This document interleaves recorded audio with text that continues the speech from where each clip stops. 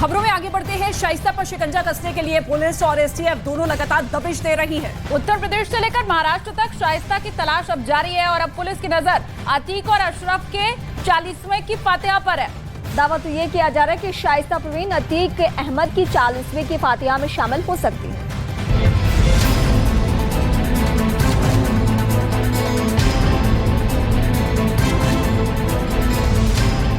प्रयागराज की गलियों में आजकल एक ही चर्चा है और वो ये कि अतीक अहमद के माफिया राज का अंत हो चुका है।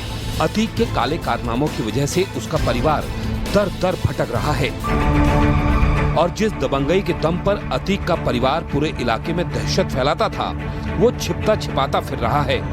आलम यह है कि अशरफ और अतीक अहमद के 40वें फातिमा में शामिल होने वाला परिवार का एक सदस्य नहीं है। जिस माफिया अतीक अहमद का खौफ प्रयागराज और उसके आसपास के जिलों में 44 सालों तक व्याप्त था, उस अतीक अहमद ने कभी ये सोचा भी नहीं था कि उसके मरने के बाद उसके फातिहा में कोई शामिल नहीं होगा। दरअसल आज प्रशासन इस तरीके से अलर्ट है कि अतीक अहमद के जितने भी रिश्तेदार हैं वो डर रहे हैं कि कहीं वो फातिहा में शामिल हुए तो पुलिस उन्हें गिरफ्तार न कर ले। माफियागिरी करते हुए अतीक ने कभी ये सोचा भी नहीं होगा कि जिस प्रयागराज में उसका डंका बजता था, उसकी मौत के बाद आज उसके फातिहा तक में शामिल होने वाला कोई नहीं होगा। वो इसलिए क्योंकि अतीक अहमद के परिवार में इस वक्त उसकी पत्नी शाइस्ता परवीन, बेटे अली और उमर समेत 2 नाबालिग बेटे हैं, लेकिन कोई ऐसा नहीं जो उसके 40वें फातिहा में शरीक हो सके। वो इसलिए क्योंकि उमेश पाल हत्याकांड के बाद से शाइस्ता परवीन फरार है। बेटा अली प्रयागराज के नैनी जेल में बंद है, दूसरा बेटा उमर लखनऊ जेल में बंद है, जबकि उसके दोनों नाबालिग बेटे प्रयागराज के ही बाल सुधार गृह में हैं। अब ऐसे में कयास लगाए जा रहे हैं कि अतीक और अशरफ का 40वां फातिहा उसका परिवार जरूर मनाएगा, जिसमें शाइस्ता शामिल हो सकती है। दरअसल इस्लाम धर्म में मौत के 40 दिन बाद आत्मा की शांति के लिए 40वें की फातिहा होती है, जिसमें परिवार के शख्स मरने वाले के लिए दुआएं करते हैं। लेकिन अतीक के लिए इस वक्त दुआ करने वाला कोई नहीं, न पत्नी, न बेटा, न भाई। इस्लाम में मान्यता है कि फातिहा देने के बाद मरने वाले की आत्मा को शांति मिलती है, लेकिन आज आलम यह है कि उमेश पाल हत्याकांड के बाद से ही शाइस्ता परवीन फरार चल रही है, तो वहीं अतीक अहमद के 2 बेटे अली और उमर नैनी जेल और लखनऊ जेल में बंद हैं, जबकि अतीक अहमद के 2 नाबालिग बेटे बाल सुधार घर में हैं। तो ऐसे में कौन फातिहा देगा अतीक अहमद को, ये बड़ा सवाल है। ये अतीक के कर्मों का फल ही है कि प्रयागराज में जिस अतीक का इक्का चलता था, आज उसकी फातिहा पढ़ने वाला कोई नहीं बचा। अतीक अहमद और अशरफ अहमद के जनाजे में उसकी बहन के परिवार से लोग शामिल हुए थे और सारी प्रक्रिया पूरी की थी। ऐसे में अब कयास लगाए जा रहे हैं कि 40वें की फातिहा भी अतीक की बहन के परिजन ही कराएंगे। अतीक अहमद का अंत हो चुका है, लेकिन उसके काले कारनामों की कहानियां हर दिन सामने आ रही हैं। अतीक से जुड़े नए नए राज खुल रहे हैं, लेकिन इतने दिन बीत जाने के बावजूद अतीक की पत्नी शाइस्ता का कोई पता नहीं है। उमेश पाल हत्याकांड में फरार चल रही शाइस्ता परवीन की तलाश में यूपी पुलिस और एसटीएफ की छापेमारी जारी है। बेटे असद के एनकाउंटर के बाद कयास लगाए जा रहे थे कि शाइस्ता सरेंडर कर देगी, लेकिन ऐसा नहीं हुआ। बाद में अतीक और अशरफ के मर्डर के बाद भी यही अंदेशा लगाया गया था, पर इस बार भी शाइस्ता सामने नहीं आई और मीडिया के जरिए ही अतीक का जनाजा देखा। अब एक बार फिर ये दावा किया जा रहा है कि शाइस्ता 40वें की फातिहा में सामने आ सकती है।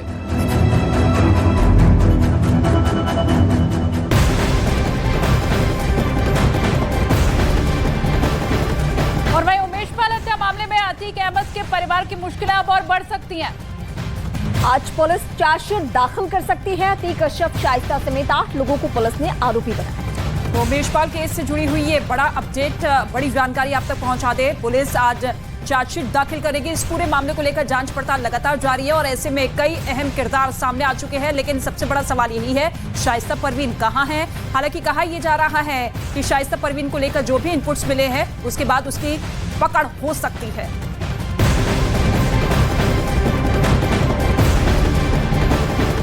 अगली खबर भी प्रयागराज से ही है। अतीक अहमद के वकील विजय मिश्रा पर वसूली मांगने का आरोप लग रहा है।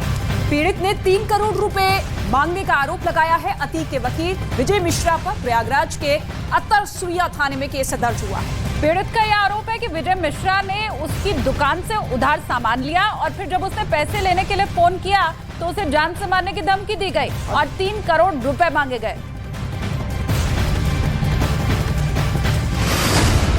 अतीक के वकील पर एफआईआर, 3 करोड़ रुपए मांगने का आरोप, जान से मारने की धमकी का भी आरोप,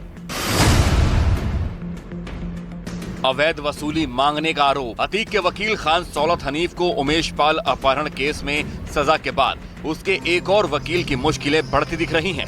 अतीक की पैरवी करने वाले वकील विजय मिश्रा के खिलाफ प्रयागराज के कारोबारी ने केस दर्ज कराया है। कारोबारी ने जान से मारने की धमकी देने और अतीक अहमद के नाम पर 3 करोड़ रुपए मांगने का आरोप लगाया है। जो शिकायत लकड़ी कारोबारी की तरफ से दी गई है उसमें दावा किया गया है कि वकील विजय मिश्रा ने अपने नंबर से उसे फोन किया और 3 करोड़ रुपए की रंगदारी मांगते हुए जान से मारने की धमकी दी है। शिकायत में दावा किया गया है कि इसकी रिकॉर्डिंग भी उसके फोन में है। इसका एक ऑडियो भी वायरल हो रहा है जिसमें दावा किया जा रहा है कि अतीक अहमद का वकील विजय मिश्रा अतीक अहमद का नाम लेकर शिकायतकर्ता से 3 करोड़ रुपए मांग रहा है। वायरल ऑडियो आपको सुनवाएं उससे पहले ये बता देना जरूरी है कि न्यूज 18 इंडिया इस ऑडियो की पुष्टि नहीं करता है। हाँ विजय भाई नमस्कार। ये बताइए जो अतीक अहमद आपको 3 करोड़ रुपए दिए थे उसका हिसाब तो आप करेंगे? हाँ कर लेंगे। 2 घंटे बाद हिसाब करिएगा, अभी पहुंचेंगे लोग। फोनवा में तुम बोला था हाँ कर लेंगे। जी। वायरल हो रहा ये वही ऑडियो है जिसके बारे में दावा किया जा रहा है कि अतीक के वकील ने फोन कर प्रयागराज के लकड़ी कारोबारी से रुपए मांगे थे। इस ऑडियो की न्यूज 18 इंडिया पुष्टि नहीं करता। लकड़ी व्यापारी की शिकायत पर प्रयागराज पुलिस ने तुरंत एक्शन लेते हुए अतीक अहमद के वकील विजय मिश्रा के खिलाफ मुकदमा दर्ज कर लिया। लेकिन अगर हम विजय मिश्रा का पुराना ट्रैक रिकॉर्ड देखें तो अलग अलग समय में प्रयागराज पुलिस ने अलग अलग थानों में 7 मुकदमे विजय मिश्रा के खिलाफ दर्ज किया था। इसमें आर्म्स एक्ट, गैंगस्टर एक्ट समेत अन्य धाराओं में ये मुकदमा दर्ज किया गया था। 20 मई को दर्ज कराई गई एफआईआर के बाद से शिकायतकर्ता किसी से बात नहीं कर रहा है। हालांकि शिकायतकर्ता की तरफ से वीडियो जारी किया गया है जिसमें वकील विजय मिश्रा पर आरोप लगाते हुए इंसाफ की मांग की गई है।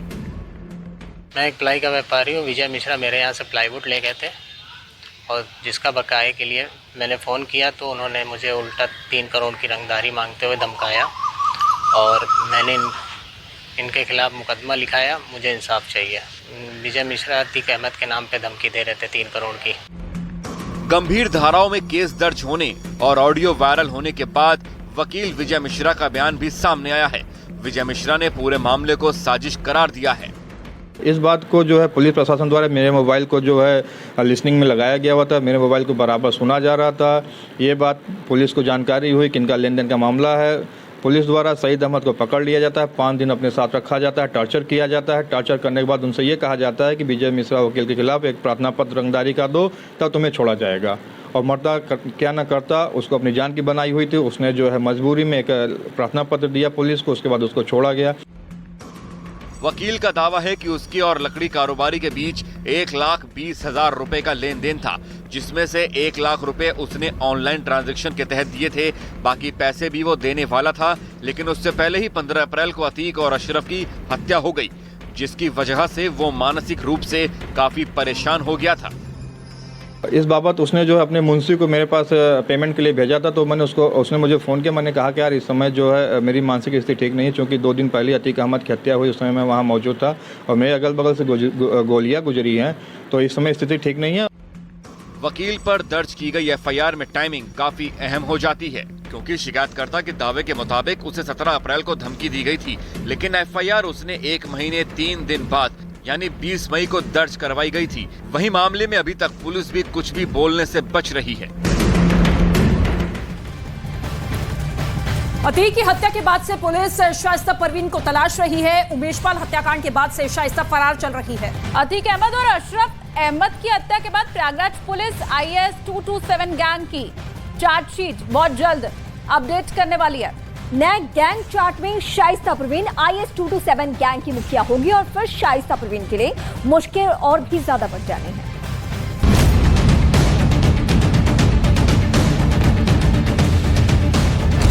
पहले बनी लेडी डॉन, फिर माफिया सरगना का मिला ताज। जब क्राइम की खुली हिस्ट्री शीट तो हिस्ट्री शीटर का मिला तमगा। अब IS 227 गैंग की मुखिया बनेगी शाइस्ता परवीन।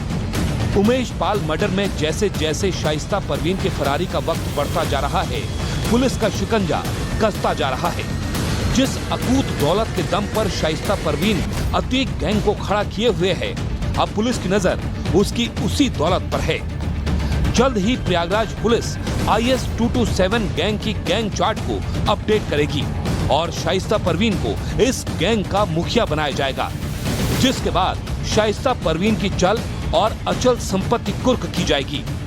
अतीक अहमद पहले IS 227 गैंग का मुखिया हुआ करता था और उसका छोटा भाई अशरफ इस गैंग का सक्रिय सदस्य हुआ करता था, लेकिन अब दोनों की हत्या होने के बाद अब इस IS 227 गैंग की गैंग चार्ट को अपडेट किया जा रहा है। सूत्रों के मुताबिक कई इस पुराने गैंग चार्ट के ऐसे सदस्य हैं जो सरकारी गवाह बनने की तैयारी कर रहे हैं या फिर सरकारी गवाह बन चुके हैं, लिहाजा नए गैंग चार्ट में नए नाम जोड़े जाएंगे और पुराने कुछ हटाए जाएंगे। अब तक की पुलिस जांच में ये साफ हो गया है कि अतीक और अशरफ के गुनाहों की बराबर की साझेदार शाइस्ता परवीन थी और अतीक के जेल जाने के बाद शाइस्ता ने हवाला कारोबार और वसूली गैंग की प्रमुख बनकर कामकाज को संभाला। इसके अलावा IS 227 गैंग के प्रमुख शूटर लगातार शाइस्ता परवीन के साथ रहा करते थे, यानी शाइस्ता परवीन एक गैंगस्टर की तरह घर से बाहर निकलती थी और अपने साथ शूटर भी रखती थी। इसके कई CCTV वीडियो भी सामने आए, जिनका इस्तेमाल पुलिस एविडेंस के तौर पर कर रही है, जिसमें शाइस्ता परवीन चुनावी कैंपेन के दौरान शूटर के साथ इलाके इलाके में घूमती हुई दिखी।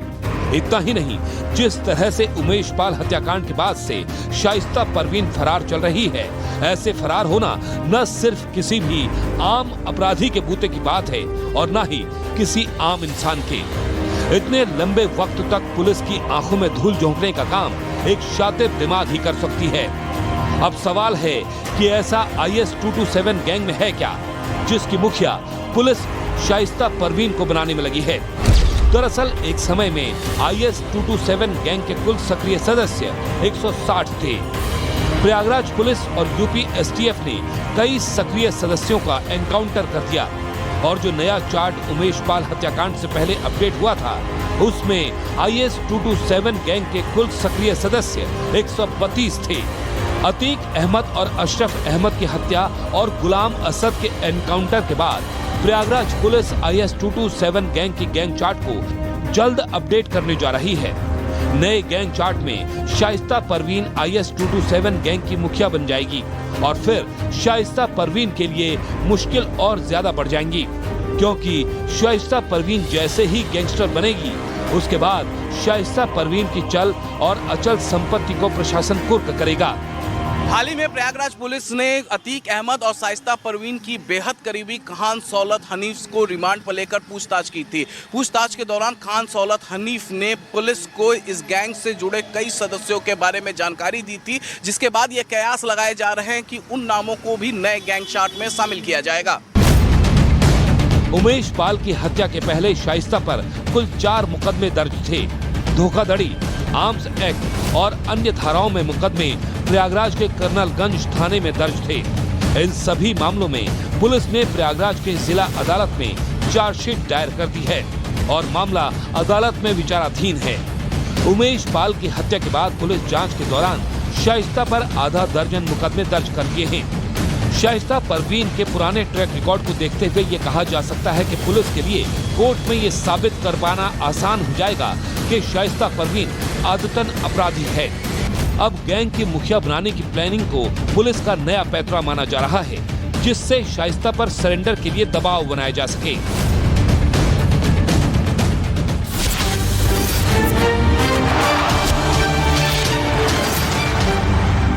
लाहौर के जमान पार्क इलाके में उनका आलीशान घर है, जिस पर टैक्स विभाग ने उन्हें 14 लाख पाकिस्तानी रुपए का नोटिस थमा दिया, जिसके मुताबिक इमरान खान ने लाहौर के जमान पार्क में मौजूद अपने पुराने घर को तोड़वाकर नया आलीशान बंगला बनवाया।